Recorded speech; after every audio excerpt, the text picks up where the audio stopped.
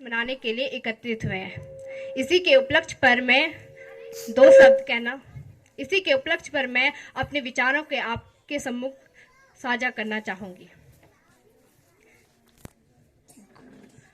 गोलियों की आवाज गूंजती है और सीने में लगी गोलियों से लुहुलुहान हुए देशभक्त जमीन पर गिर पड़ते हैं, परंतु कोई आह नहीं, कोई पश्चाताप नहीं,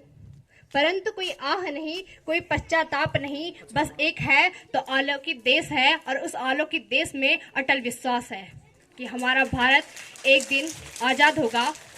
15 अगस्त 1947 को यह विश्वास प्रतिफलित हुआ, क्योंकि यह देश महापुरुषों का है, यह देश महापुरुषों का है, यह देश गुणी विद्वानों का, यह देश गुणी विद्वानों का, यह देश साधकों संतों का है, यह देश वीर जवानों का है, यह देश वीर जवानों का है। परंतु गुणीजनों, महापुरुषों के उपस्थिति में भी भारत की स्वतंत्रता अभी भी अधूरी है, क्योंकि यहाँ पर संविधान रचा नहीं गया था।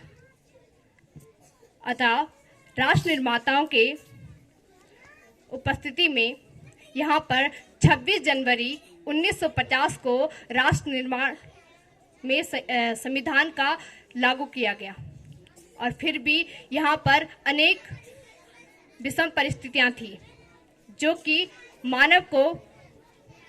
मानव के सपनों को खंडित कर रही थी। तब मन में एक ही भाव उत्पन्न होता है कि सोचा था हमने कि अपने देश को खुशियों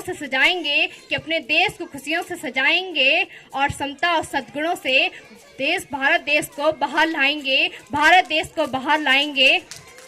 नहाय आजादी के बाद न जाने क्या हो गया, कलाम के सपनों का भारत न जाने कहाँ खो गया। खोते हुए भारत का एक ही महज कारण था, जिससे कि अत्याचार और भ्रष्टाचार बढ़ रहे थे। आज का अर्जुन मौन है। अपमानित द्रौपदी के पक्ष में बोलने वाला कौन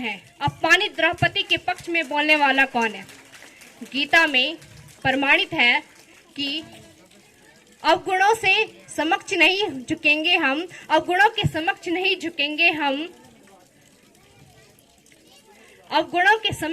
झुकेंगे हम। भारत देश राष्ट्र निर्माण करना है, भारत देश का सम्मान करना है। और जब हम भारत देश और अपने संविधान को पूरे इसके अनुपालन और पालन से, इसके नियमों से हम आगे बढ़ेंगे, तब हमारे देश का और हमारे भारत का बच्चा अनुसम्मोहन का त्याग करके एक पतित को गले लगाएगा, और तब हमें एक ऐसा राष्ट्र निर्माण मिलेगा जो एक निर्भय, निष्पक्ष और निष्कलुष है। और तब हमें यह कहने में पूर्णतः सक्षम होंगे कि तिरंगों की छाया को ना छूने देंगे शत्रुओं से, धर्म एकता और साहस से सभी प्रश्न सुलझाए जाएंगे। अतः मैं अपनी वाणी को यहीं पर विराम देते हुए आप सभी लोगों से अनुरोध करती हूँ कि आप अपना सर्वस्व न्योछावर कर दीजिए और इसे चरमोत्सव तक ले जाने का दृढ़ संकल्प लीजिए। इस देश को जब तक हमने पहचाना है, तब तक भारत देश का बच्ची सेनानी है, और जाति पाति और भाषा के बीज पनपने ना देंगे, और भारत देश को मिटने ना देंगे। जय हिंद, जय भारत।